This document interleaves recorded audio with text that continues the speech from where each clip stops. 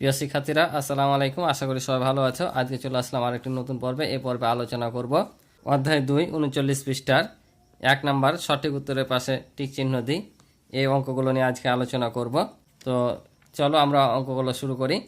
তো প্রথমের অঙ্ক বলছে যে নিচের কোন সম্পর্কটি সঠিক। নিচের কোন সম্পর্কটি সঠিক।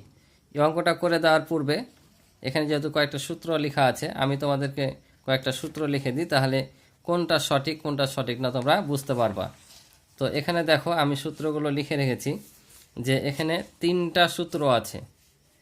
বিয়োগফল অর্থাৎ বিয়োগের অঙ্কে 3টা সূত্র আছে।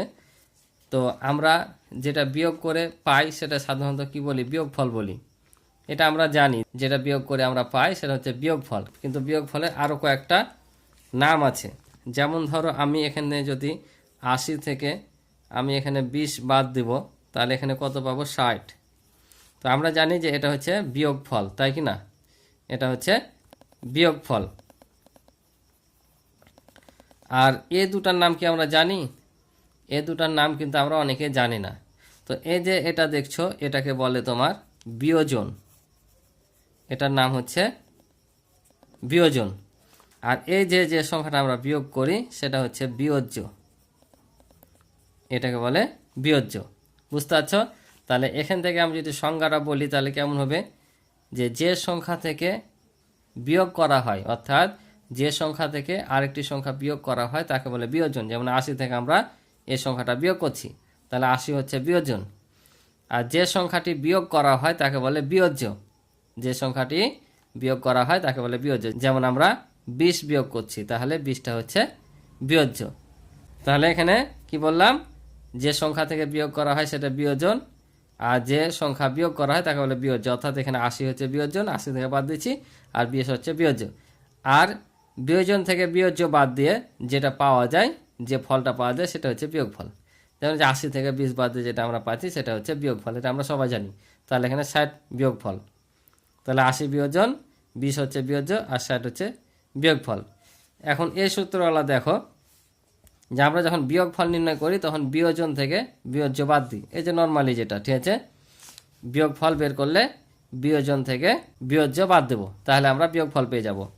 এখন আসি আমরা যদি বিয়োজ্য অথবা বিয়োজন বের করি, অর্থাৎ যদি এই সংখ্যাগুলোই দেওয়া না থাকে, যদি এটা এমন থাকতো যে 80 বিয়োগ এমন দেওয়া থাকতো, অথবা এই ঘরটা দেওয়া থাকতো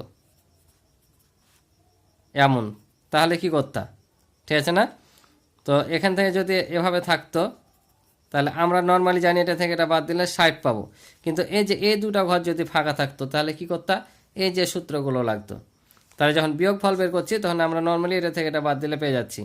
কিন্তু যখন দেখো বিয়োজ্য ফাঁকা থাকছে, এই ঘরটা ফাঁকা থাকছে, তখন কি সূত্র হবে? তাহলে এই যে 80 থেকে 60 বিয়োগ করতে হবে। এই জন্য দেখো বিয়োজ্য সমান হচ্ছে বিয়োজন বিয়োগ বিয়োগফল, অর্থাৎ এই 80 থেকে 60 বাদ দিতে হবে। যখন আমরা বিয়োগফল বের করছি তাও দেখো বিয়োজন থেকে বিয়োজ্য বাদ দিচ্ছি। আমরা যখন বিয়োজ্য বের করছি তখন এই বিয়োজন থেকে আমরা এই বিয়োগফলটা বাদ দিচ্ছি। অর্থাৎ এই দুটা যদি চাই তাহলে বিয়োজন থেকে বাদ, বিয়োগফল চাইলে বিয়োজ্য বাদ দেব, বিয়োজ্য চাইলে বিয়োগফল বাদ দেব। কি থেকে? বিয়োজন থেকে। আর যদি এই সংখ্যাটাই চাই, অর্থাৎ বড় সংখ্যাটাই চাই, বিয়োজন চাই, তখন এই দুটাকে কি করতে হবে? আমাদের যোগ করে দিতে হবে। বুঝতে পারছো? এ দুটা যোগ। তাহলে এ দুটার বেলা আমরা কি করছি? বিয়োগ করছি, ঠিক আছে? বিয়োগ। আর এটা যখন চাইছে বিয়োজন চাইছে তখন এই দুটো আমরা কি করছি? যোগ করছি। তাহলে বুঝতে পারছো? বিয়োগফল নির্ণয়ের সূত্র হচ্ছে বিয়োজন, বিয়োগ হচ্ছে বিয়োজ্য, বিয়োজ্য নির্ণয়ের সূত্র হচ্ছে বিয়োজন বিয়োগ বিয়োগফল। আর বিয়োজন যদি চাই তাহলে বিয়োজ্য আর বিয়োগফলকে যোগ করতে হবে। বুঝছো? এটা বুঝতে পারলে তোমাদের ফাঁকা ঘর যখন করতে দিবে হবে সেগুলো পারবা। তাহলে এখন বলো এখানে কি উত্তর হবে? বলছে নিচের কোন সম্পর্কটি সঠিক।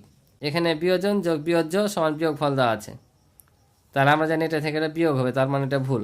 বিয়োজন বিয়োগ বিয়োজ্য সমান বিয়োগফল দেওয়া আছে, তাহলে আমরা দেখো এই সূত্রগুলো লিখেছি। এই যে বিয়োজন বিয়োগ বিয়োজ্য সমান হচ্ছে বিয়োগফল, এটাই সূত্র। দেখো এই যে বিয়োগফল সমান বিয়োজন বিয়োগ বিয়োজ্য, তার মানে আমাদের সঠিক উত্তর হচ্ছে খ নাম্বার। বুঝতে পারছো? আর এগুলোতে তো গুণ ভাগ আসবেই না, বুঝতে পারছি। এবার বলছে নীলা ও মিলার একত্রে এত টাকা আছে। নীলার এত টাকা হলে মিলার কত টাকা আছে? তাহলে নীলা ও মিলার একত্রে এত টাকা আছে, তাহলে নীলার এত টাকা হলে আমরা এটা থেকে এটা কী করবো, দুজনের টাকা থেকে যদি এটা বাদ দিই তাহলে আমরা যেটা ফলাফল পাবো সেটা হবে কার টাকা, মিলার টাকা। তাহলে এটা আমরাকে বিয়োগ করে দিতে হবে, তাহলে আমরা বিয়োগ করে দেবো এটা থেকে এটা, তাই না? তো দেখো এখানে বিয়োগ করার তোমাদের একটা নতুন নিয়ম দিয়েছে যে আমরা এখান থেকে ধার নিয়ে শিখেছি, তাই কি না? এখন এখান থেকে ধার না, এখান থেকে নিতে হবে, ঠিক আছে? তোমরা এখান থেকেও নিয়ে করতে পারো, হ্যাঁ, যারা করবা এখান থেকে নিয়েও সুবিধা বেশি। তো তোমাদের তো পরীক্ষায় দেখবে না যে তুমি কিভাবে করেছো, তাই না? যেভাবে খুশি করতে পারো, তবে আমি উপর থেকে নেওয়া শিক্ষা দিচ্ছি, হ্যাঁ। তো এই যে এখানে শূন্য আছে, শূন্য থেকে 9 বাদ দেওয়া যায় না, তাহলে কি করব, এই 2-এর কাছ থেকে 1 নেব। তাহলে 2-এর কাছ থেকে 1 না মানে কি, এটা দশকের ঘর, তাহলে 10 নেওয়া। তাহলে এখানে কত হলো 10, আর এখানে 2 ছিল, 1 বাদ হয়ে গেল, তাহলে কত থাকলো 1। তাহলে 10 থেকে 9 বাদ দিলে কত হয় 1। আর এই যে এখান থেকে কি নিয়ে নিয়েছিলাম, 1 নিয়ে নিয়েছি, তাহলে 2-এর কাছ থেকে 1 নিয়ে নিয়েছি, আছে কত 1। তাহলে 1 থেকে 1 বাদ দিলে কত হবে 0। 3 থেকে 0 বাদ দিলে 3। আবারও দেখো 1 থেকে 7 বাদ দেওয়া যায় না, এখান থেকে 1 নিলাম মানে 10 নিলাম, 11 হলো।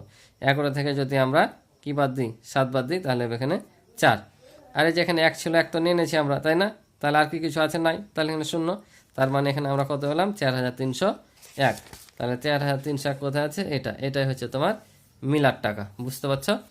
এবার বলছে মলি এবং রনিকে তাদের বাবা এত টাকা ও এত টাকা দিয়ে 2টি সাইকেল কিনে দিলেন। সাইকেল 2টি কিনতে মোট কত টাকা খরচ হয়েছে? তাহলে মোট বলেছে মনি ও রনিকে তাদের বাবা এত এত টাকা দিয়ে 2টি সাইকেল কিনেছে, 2টি সাইকেল মোট খরচ কত? তাহলে এই দুটো যোগ করলে আমরা পেয়ে যাব, তাই না? তাহলে যোগ করে দিই। তা দেখো আমরা যদি যোগ করি কী হবে, এখানে 0, 2 আর 8 10 0 হাতে থাকে 1, 1 আর 8 9, 9 আর 3 হচ্ছে 12, 2 হাতে থাকে 1, 1 আর 2 3, 1 4, আর এই 2 1 1 যোগ করলে 2। আমি হাতেরগুলো আগে যোগ করে দিই, তাহলে যোগ করতে ভুলার কোনো চান্স থাকে না। তাহলে আমরা কত পেলাম, দুটা সাইকেল যদি একসাথে কিনি তাহলে এখানে পেলাম 24,200 টাকা। তাহলে 24,000, এই যে 200 টাকা তাদের সাইকেল কিনতে মোট খরচ হয়েছে।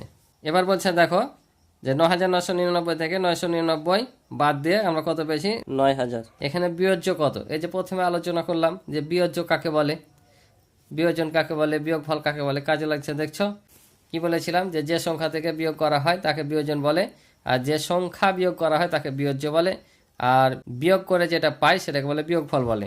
তাহলে এখানে বিয়োজ্য চেয়েছে, তাহলে কি বললাম, যে সংখ্যা বিয়োগ করা হয় তাকে বিয়োজ্য বলে।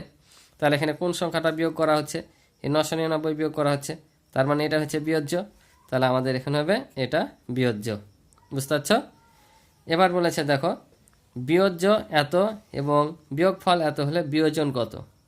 দেখছো আমি যে প্রথমে সূত্রগুলো লিখে দিয়েছি সেগুলো কিন্তু কাজে লাগছে। আমাদের কি চেয়েছে, বিয়োজন চেয়েছে, যে বিয়োজ্য এত এবং বিয়োগফল এত হলে বিয়োজন কত। তাহলে যে বিয়োজন নির্ণয়ের সূত্রটা কি দেখে নাও, এই যে বিয়োজ্য যোগ বিয়োগফল, তার মানে আমাদের এখানে এ দুটা যোগ করলে হয়ে যাবে, বিয়োজ্য আর বিয়োগফল যোগ করলে হয়ে যাবে, তাই না? তো চলো আমরা যোগ করে নিই কত হচ্ছে দেখি। তাহলে দেখো আমরা যদি যোগ করি 9 আর 1 কত, 10 এর 0 হাত থাকে 1, 1 আর 9 10, আর 0 যোগ করলে 10 হবে, 10 এর 0 হাতে কত 1, 7 আর 2 9, আর হাতের 1 10, তাহলে কত পেলাম 1000। অর্থাৎ আমাদের এখানে উত্তর হবে কত 1000, বুঝতে পারছো? তো আজকে ছিল এ পর্যন্তই। আমি শুধু টিক চিহ্নগুলো উত্তর করে দিলাম। পরবর্তী পর্বে পরের অঙ্কগুলো আমি পর্যায়ক্রমে তোমাদেরকে সমাধান করে দেব। তো তোমরা অবশ্যই চ্যানেলটি সাবস্ক্রাইব করে রাখবে, তাহলে পরের ভিডিওগুলো তোমরা আমি ছাড়া মাত্র পেয়ে যাবা। আর ভিডিও ভালো লাগলে অবশ্যই ভিডিওতে একটি লাইক করে দিবে। তো আজকের মতো এ ছিল অঙ্ক। তো দেখা হবে পরবর্তী নতুন পর্বে। ভালো থাকো, সুস্থ থাকো, আল্লাহ হাফেজ।